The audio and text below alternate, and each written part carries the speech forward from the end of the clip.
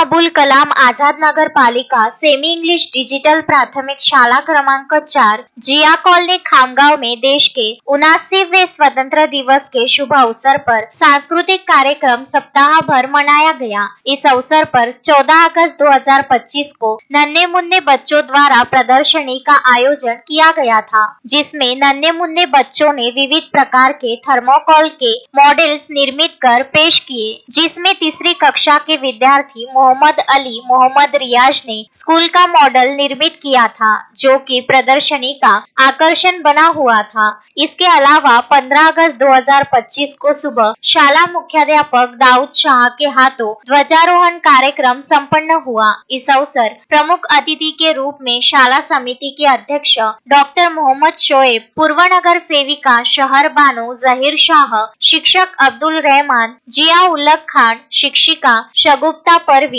नुरुस सहर, रिजवाना बेगम आदि उपस्थित थी। ध्वजारोहण कार्यक्रम के पश्चात विद्यार्थियों ने 20 मिनट पीटी कवायद सादर की। इसके पश्चात नन्हे मुन्ने विद्यार्थियों में अब्दुल रहमान खान, वसीम खान, आलिया कश्यप, मोहम्मद सब, मोहम्मद सादिक, बरकत उल्लाह खान, शुमायरा और ग्रुप ने आयशा फतेमा, अशमीरा सदफ, हंसा फातिमा, सैयद समीर, अदीबा हुरैन, मोहम्मद इमरान, मोहम्मद इकबाल, जवेरिया, फिरदौस शेख, रियाज, जीनत, मलिहा, अफशीन आदि ने पेश की।